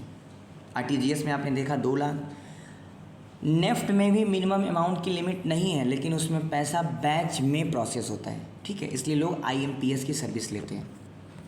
आईएमपीएस की ट्रांजैक्शन लिमिट मिनिमम 1 रुपये से लेकर मैक्सिमम 5 लाख रुपए पर ट्रांजैक्शन आप कर सकते हैं। 24/7 अवेलेबल है, 365 दिन साल में अवेलेबल है। तुरंत पैसे भेज सकते हैं, दिन रात कभी भी पैसे भेज सकते हैं, सेफ़ और सिक्योर है। एक खाते से दूसरे खाते में पैसे भेज सकते हैं, रियल टाइम में आपका पैसा भुगतान होता है, और जिस दिन बैंक का छुट्टी होता है उस दिन भी ये काम करता है। ठीक है, तो अगर आपसे कोई पूछे नेफ्ट, आरटीजीएस और आईएमपीएस में क्या डिफरेंस है, तो आप कहेंगे कि नेफ्ट जो है, नेफ्ट के थ्रू भी हम पैसा भेज सकते हैं, लेकिन नेफ्ट में बैच वाइज में पैसा जाता है, यानी सबका एक साथ पैसा जाता है, तो उसमें थोड़ा टाइम लगता है। उसमें मिनिमम और मैक्सिमम की कोई लिमिट नहीं है। लेकिन आरटीजीएस के थ्रू तुरंत तो पैसा जाता है, लेकिन उसमें मिनिमम की लिमिट है 2 लाख रुपए तक। अगर 2 लाख नहीं रहेगा तो हम आरटीजीएस नहीं ले पाएंगे। उस केस में अगर तुरंत पैसा भेजना है तो हम क्या लेंगे? आईएमपीएस, जिसमें 1 रुपये से लेकर 5 लाख रुपए पर ट्रांजैक्शन हम कभी भेज सकते हैं बिना देर किए। इमीडिएट पेमेंट सर्विस, तुरंत पैसा चला जाएगा। इसमें कोई भी बैच वाइज प्रोसेसिंग या मिनिमम अमाउंट की लिमिट नहीं है। ठीक है, क्लियर हो गया? आगे बढ़ जाओ। ओके लिखा, for example if you transfer 10,000 from your bank account to a friend's account using IMPS, the money is usually credited within a few second. Online bill क्या होता है बच्चा? Online bill payment is a digital payment service that allow user to pay utility bill, recharge services and other payment through the internet without visiting an office और payment center. Online payment का मतलब घर बैठे आप भुगतान कर सकते हैं, आपको लाइन में खड़ा नहीं होना पड़ेगा, आपको कहीं जाना नहीं पड़ेगा। 24 घंटा 7 दिन आप ऑनलाइन ट्रांजैक्शन कर सकते हैं, बिल्कुल सिक्योर ट्रांजैक्शन होगा। ऑनलाइन ट्रांजैक्शन करेंगे तो आपको रिसिप्ट भी मिलेगी, और कोई भी ऐसा कागज़ आपको रखने की कोई आवश्यकता नहीं है, क्योंकि अगर आप ऑनलाइन पेमेंट करते हैं तो आपको पूरा का पूरा आपको पास पूरा डिटेल्स होती है। बच्चा आज की जनरेशन में एक मेडिकल शॉप से भी कोई दवा खरीदी है ना, तो आप ऑनलाइन पेमेंट करिए। रीजंस क्या है कि अगर कल को वो मेडिकल शॉप ने, आपने कहा कि पेट दर्द की दवा दे दो, और उसने अगर कोई और दवा दे दी, और आपने अगर उसको कैश दिया और बिल उससे नहीं लिया, तो आप अगली बार जब उस दवा खाएंगे नुकसान करेगा, तो आप लोग पूछेंगे दवा कहाँ से लाया? आपने कहा फलानी दुकान से। आप जाएंगे, वो कहेगा क्या प्रूफ है आपके पास? इसलिए आप ऑनलाइन पेमेंट करिए, ताकि आपके पास प्रूफ रहे, ताकि कोई भी दिक्कत होने पर आप उसको बता सकें कि मैंने तुम्हारी दुकान से ये तुम्हें इतने रुपए दिया है। ठीक है। Types of bill paid online, electricity bill आप पेड कर सकते हैं, वाटर बिल आप पे कर सकते हैं, गैस का बिल आप पे कर सकते हैं, मोबाइल का रिचार्ज कर सकते हैं, डीटीएच रिचार्ज कर सकते हैं, इंटरनेट का पेमेंट कर सकते हैं, क्रेडिट कार्ड का पेमेंट कर सकते हैं, इंश्योरेंस का पेमेंट आप कर सकते हैं ऑनलाइन। ठीक है। ये पेमेंट किसके थ्रू आप कर सकते हैं? तो बच्चा आप यूपीआई के थ्रू पेमेंट कर सकते हैं, डेबिट कार्ड के थ्रू पेमेंट कर सकते हैं, क्रेडिट कार्ड के थ्रू पेमेंट कर सकते हैं, नेट बैंकिंग के थ्रू पेमेंट कर सकते हैं, मोबाइल वॉलेट्स के थ्रू पेमेंट कर सकते हैं। ठीक है। एडवांटेज क्या है आपका? फास्ट है और इजी है। अवेलेबल एनीवेयर, आप गोरखपुर में हैं, मान लीजिए आप गोरखपुर में आपका इंस्टीट्यूट चल रहा है और आप बिजली का बिल पेमेंट करना है और आप इस समय दिल्ली में हैं, तो दिल्ली से ही आप ऑनलाइन पेमेंट कर सकते हैं। Available anywhere. सिक्योर ट्रांजेक्शंस, आप ट्रांजेक्शन करेंगे सीधे उसके खाते में पैसा पहुंचेगा। ऑटोमेटिक बिल रिमाइंडर, अगर आप आज के ज़माने में किसी का मोबाइल भी रिचार्ज करते हैं ना, तो जब उसका रिचार्ज ख़त्म होने वाला होता है तो आपके फ़ोनपे पर या गूगल पे पर या पेटीएम पर रिमाइंडर आने लगता है, ठीक है। और डिजिटल पेमेंट का रिकॉर्ड होता है आपके पास कि आप कब किसको कितना बजे कितना पेमेंट किए थे, ठीक है। Okay, now the next topic is USSD code, यानी unstructured supplementary service data. USSD क्या होता है बच्चा? USSD का मतलब अनस्ट्रक्चर्ड सप्लीमेंट्री सर्विस डाटा, यानी USSD एक मोबाइल नेटवर्क यानी GSM पर आधारित एक तकनीक है जिसकी मदद से बिना इंटरनेट के केवल एक विशेष कोड डायल करके बैंकिंग और मोबाइल सेवाओं का उपयोग किया जा सकता है। यानी ऐसा समझिए कि आपको अपने मोबाइल में इंटरनेट रहेगा तभी आप बैंक की सर्विस को एक्सेस कर सकते हैं। लेकिन कभी आपने ऐसा सोचा है कि कुछ हमारे मोबाइल में, हमारे पास सिंपल सा कीपैड मोबाइल है, स्क्रीन टच मोबाइल नहीं है, कीपैड मोबाइल है और उसके थ्रू हम अपने बैंक की सारी चीज़ें कर रहे हैं। एक कोड बस आपको डायल करना है, एक कोड आपको डायल करना है बच्चा। उस कोड को यहाँ देखिए मैंने दे दिया है, एक कोड जो *99# आपको अपने कीपैड वाले मोबाइल से डायल करना है, आपको पूरी बैंक की सर्विस आपको मिल जाएगी, ठीक है। समझिए कि USSD एक ऐसा शॉर्ट कोड है जिससे मोबाइल में डायल करने पर स्क्रीन पर एक मेन्यू खुलता है और आप इंटरनेट के बिना कई सेवाओं का उपयोग कर सकते हैं। ऐसे समझिए कि मान लीजिए कि आपके पास एक कीपैड मोबाइल फ़ोन है, उसमें इंटरनेट नहीं है, भाई कीपैड है तो इंटरनेट नहीं होगा। जब आपको अपने बैंक खाते का बैलेंस देखना है तो आप अपने मोबाइल में *99# डायल करिए। कुछ सेकंड बाद आपके स्क्रीन पर *99# जैसे डायल करेंगे आपके स्क्रीन पर एक मेन्यू खुल के आएगी जिसमें पहला ऑप्शन रहेगा सेंड मनी, दूसरा ऑप्शन रहेगा चेक बैलेंस, तीसरा ऑप्शन रहेगा मिनी स्टेटमेंट, चौथा ऑप्शन रहेगा UPI पिन। मान लीजिए अगर आपको पैसा भेजना है तो आप 1 दबाइए, कुछ ही सेकंड में आपके खाते पर बैलेंस स्क्रीन आ जाती है, इंटरनेट की कोई ज़रूरत नहीं है। इसी तकनीकी को बोलते हैं बच्चा USSD तकनीक, ठीक है। कैसे काम करती है ये? तो सिंपली अपने मोबाइल के कीपैड में जाके *99# टाइप करिए, ये आपके रिक्वेस्ट को मोबाइल नेटवर्क पर लेके जाता है और मोबाइल नेटवर्क इसे बैंक या सर्विस प्रोवाइडर तक भेजता है और बैंक आपके मोबाइल नेटवर्क को आपके खाते की पूरी जानकारी देता है। जानकारी आपके मोबाइल के स्क्रीन पर दिखाई देती है, ठीक है। यानी ऐसे कह लें, मोबाइल में जब आप *99# टाइप करते हैं तो मोबाइल नेटवर्क आपके बैंक खाते में जाता है और बैंक खाता आपके मोबाइल नेटवर्क पर आपके बैंक खाते की पूरी डिटेल भेजता है और जिसके थ्रू आप अपनी सर्विस को एक्सेस कर सकते हैं, यानी बैंक का बैलेंस चेक कर सकते हैं, पैसे भेज सकते हैं, मिनी स्टेटमेंट देख सकते हैं और UPI पिन बदल सकते हैं, ठीक है। ये सारा काम आप USSD के थ्रू कर सकते हैं। इसको भी NPCI ने ही लागू किया ताकि अगर आपके मोबाइल में इंटरनेट का कनेक्शन न हो और आपको इस तरह का काम करना हो तो आप कर सकते हैं, ठीक है। यानी इसको भी NPCI ने ही लॉन्च किया था। लिखा हुआ है develop at the part of GSM global system for mobile communication, introduce in 1990 में इंट्रोड्यूस हुआ था। Widely used for mobile banking, balance inquiry and service activation, ठीक है। फिर कह रहा है कि in India USSD based mobile banking became popularly through the *99# services launch by NPCI।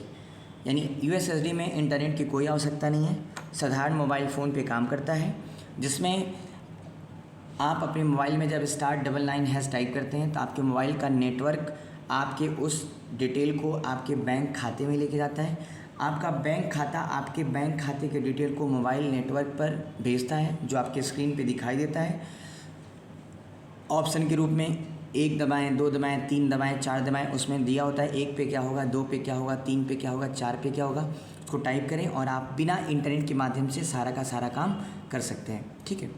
Common USD code क्या होता है? *99#, आप इसको 24/7 इस्तेमाल कर सकते हैं।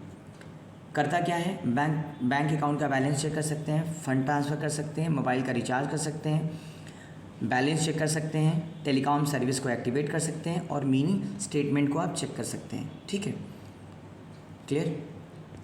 यहाँ पे बच्चा इस पूरे चैप्टर का पूरा सारांश दिया हुआ है कि वन लाइनर क्वेश्चंस हैं कि ओटीपी क्या होती है, जो हमने आपको विस्तृत बताया कि ओटीपी क्या होती है, यूपीआई क्या होता है, एईपीएस क्या होता है, डेबिट कार्ड क्या होता है, फिर आपका क्रेडिट कार्ड क्या होता है, यूएसडीटी कोड क्या होता है, पास मशीन क्या होती है, ये सारी चीज़ें हमने आपको पीछे डिस्कस कर ली थी। ठीक है, तो ये रही बच्चा आज की पूरी क्लास, जो कि आपके ओ लेवल के एग्ज़ाम ITNB यानी information technology and network basics में एक चैप्टर है जिसका नाम है डिजिटल फाइनेंशियल सर्विसेज, जिसके बहुत सारे क्वेश्चंस MCQ के रूप में आपके एग्ज़ाम में देखने को मिलते हैं। अगर कोई बच्चा CCC की भी प्रिपरेशन कर रहा है तो उसको भी इस तरह के क्वेश्चंस देखने को मिलते हैं। ठीक है, जो आपके एग्ज़ाम के लिए बहुत ज़्यादा इम्पॉर्टेंट होने वाला है। ठीक है, इसको अच्छे से आप लोग लर्न कर लें, अच्छे से समझ लें। कोई डाउट हो तो कमेंट के माध्यम से मुझे बताएं, मैं आपको और भी चीज़ें क्लियर करूंगा अगर आपको कोई डाउट हो तो।